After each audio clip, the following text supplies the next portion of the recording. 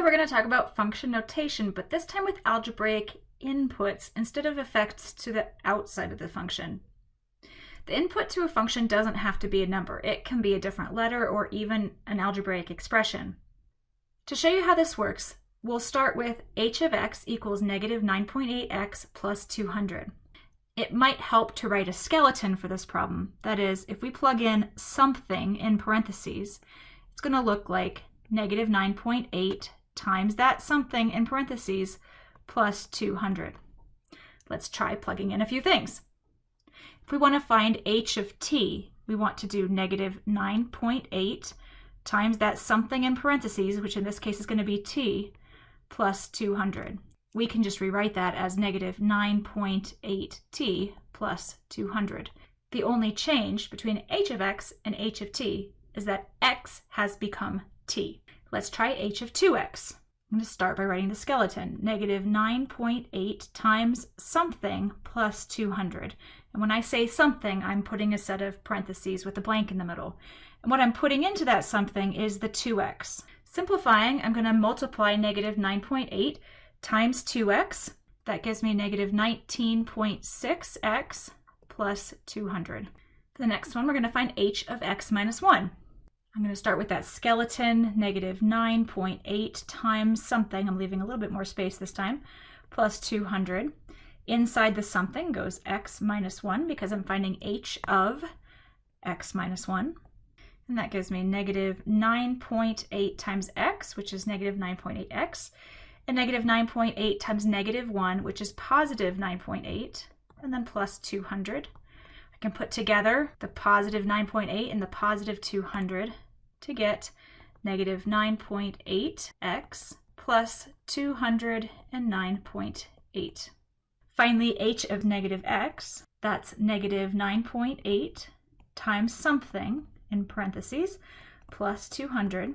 In this case, the something is negative x. Simplifying, negative 9.8 times negative x is positive 9.8x, and then plus 200. That gives us some practice with algebraic inputs. I've got two here that I want you to try out. You don't have to do the graphs. Let's just do the algebra at the top. Given h of x equals 1.45 square root of x, find h sub 2 of x equals h of x plus 1. And then given f of x equals x squared minus 2, find f sub 2 of x equals f of x minus 3. Pause this video and give that a try, then we'll come back and graph together.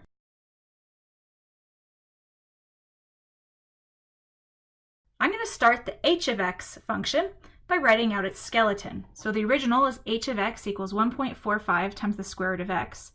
H of something would be 1.45 times the square root of something. Again, whenever I say something, I'm just making a set of parentheses. In this case, we want to find h of x plus 1. So I'm going to put in x plus 1, where the something is. So h of x plus 1 equals 1.45 times the square root of x plus 1. h2 sub x equals 1.45 square root of, all under the square root, x plus 1. Let's look at f of x equals x squared minus 2. Again, I'm going to start with that skeleton. So f of something equals something squared minus 2. This time I'm putting in x minus 3. Everywhere I have that set of empty parentheses. So f of x minus 3 is the quantity x minus 3 in parentheses, all squared, and then minus 2. I can simplify that. I need to remember that x minus 3 squared is the same thing as x minus 3 times x minus 3. That when we square this, it's basically like multiplying a binomial by a binomial. Doing that distribution, x times x gives us x squared. X times negative 3 is negative 3x. Negative 3 times x is negative 3x. And negative 3 times negative 3 is positive 9. The minus 2 is still off to the side. Now let's simplify. F sub 2 of x is x squared. Minus 3x is minus 6x. And positive 9 minus 2 is positive 7. That gives us f sub 2 of x equals x squared minus 6x plus 7. Let's try graphing these now. The first function, h of x, is a square root function that starts at 0, 0, gently curving up to the right, going through points at about 2, 2 and about 4, 3. In Desmos, let's take a look at what h sub 2 of x looks like. I've got h of x graphed. I'm now including the graph of h sub 2 of x, which is 1.45 times the square root of under the square root x plus 1. And it looks to me like our graph has moved 1 unit to the left. We can check that at the endpoint. So the graph of h of x was 0, 0 at the endpoint. The graph of h sub 2 of x is negative 1, 0 at the endpoint. We can put a horizontal line across this. Maybe y equals 2 to start with. That's going to cross the graph at 2 points. So what's nice about that is you can click on both points and see if they are 1 unit apart. So at y equals 2, the first graph, h of x, gives us a value of 1.902, 2, and the graph of h sub 2 of x gives us 0.902, 2. We can move that up, and everywhere we move it, we should be able to take a look at the 2 points. I just moved it up to y equals 4, and I've got a point at 7.61, 4 on h of x, and 6.61, 4 on h2 of x. So again, just 1 unit apart horizontally. Safe to say, I think, that we've moved the graph 1 unit to the left. I'm going to go ahead and plot that by picking up some easy points on h of x, like 0, 0, and 2, 2-ish, and 4, 3-ish, and just moving them to the left 1 unit. Negative 1, 0, 1, 2-ish, and 3, 3-ish. This gives me the new graph of h sub 2 of x. And the effect was that we went left 1 unit. Next graph, we have f of x equals x squared minus 2. This is a parabola with a vertex at 0, negative 2. It has points at negative 1, negative 1, and 1, negative 1. And it looks like it has another set of points at negative 2, 2, and positive 2, 2. So the parabola opening up. Let's go ahead and graph f sub 2 of x using Desmos. I'm over in Desmos, and I have graphed f of x equals x squared minus 2. Now I'll include the graph of f sub 2 of x, which is x squared minus 6x plus 7. This new graph looks like it has taken the old graph and moved it to the right 3 units. We can double check that by tapping on the vertex of f of x, 0, negative 2, and the vertex of f sub 2 of x, 3, negative 2. I can add a horizontal line to test some other points. Let's try y equals 4 to get us started. If I tap the left intersection point of that horizontal line with f of x, I get negative 2.449. If I tap the left intersection point of f sub 2 of x, I get 0.551. If you subtract those two values, 0.551 minus negative 2.449, you will get out 3. So that is also 3 units apart. You can continue to move this line down and test other values as you see fit, but I think that what we found is that f2 of x is 3 to the right of f of x. We can take points we've plotted on f of x and move them 3 to the right to draw a graph of f sub 2 of x. Here we went right 3 units. We've got 2 more graphs to do. Let's just work them together, and let's do these at a little bit higher speed. First, we have g of x equals the square root of under the square root x minus 0.5 to the right plus 1.2. We're going to find g sub 2 of x equals g of, in parentheses, x plus 2.5. I'm going to make a skeleton. G of something in parentheses equals the square root of something in parentheses minus 0.5 out of the square root plus 1.2. The thing I'm putting in is x plus 2.5. So g of x plus 2.5 equals x plus 2.5 in parentheses minus 0.5 outside the parentheses, and then plus 1.2 to the side. Simplifying, g of x plus 2.5 is g sub 2 of x. And when we simplify under that square root, we get x plus 2.5 minus 0.5, so that's x plus 2, and then outside the square root plus 1.2. Let's take a look in Desmos. G of x equals the square root of, under the square root, x minus 0.5, outside the square root, plus 1.2, is a square root graph with an endpoint at 0.5, 1.2. Some other points of interest are 2, 2,2.425, and 4, 3.071. Let's include the graph of g sub 2 of x. This graph looks like it has shifted to the left from the original graph. How many units? Let's take a look at those endpoints.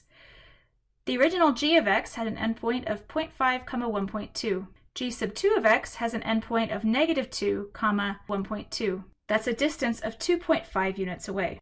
Let's assume the graph has shifted 2.5 units to the left and plot a few points to get a graph of g sub 2 of x. 2.5 units left. Our next function is f of t equals t squared minus 3t minus 4. We want to find f sub 2 of t equals f of, in parentheses, t minus 1.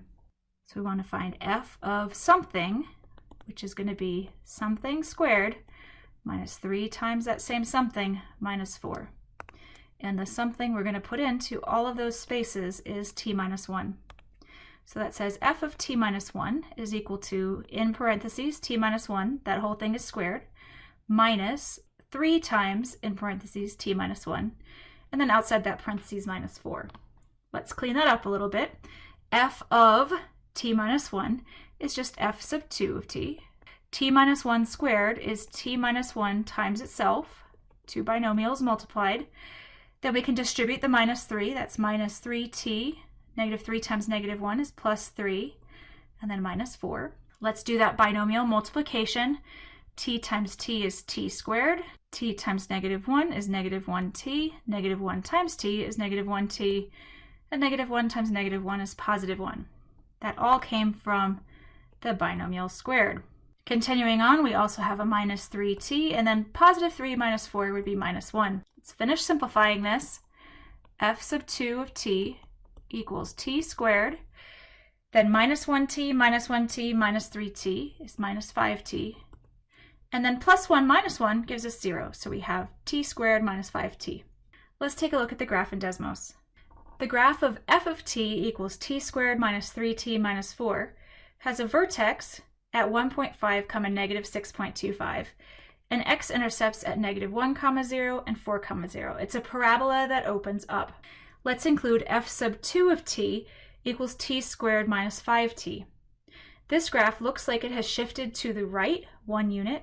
It has a vertex of 2.5, negative 6.25, which is exactly 1 unit to the right, and x-intercepts of 0, 0, and 5, 0, which again are exactly 1 unit to the right.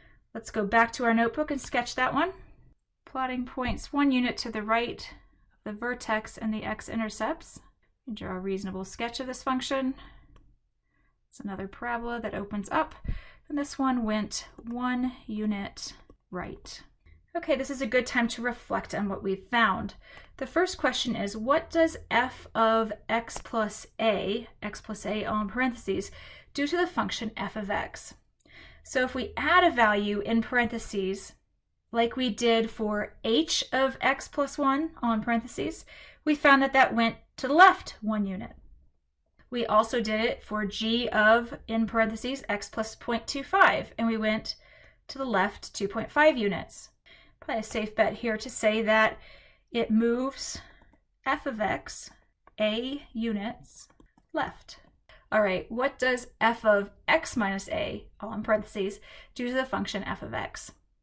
Our first example of that was f of, in parentheses, x minus 3, and that one moved the graph to the right 3 units. Our second example was f of t minus 1, and that one moved the graph to the right 1 unit. Probably a safe bet here to say that finding f of x minus a moves f of x a units to the right. In general, we will find that changing the inside or the input to a function changes the graph horizontally. Changing the outside of a function changes the graph vertically.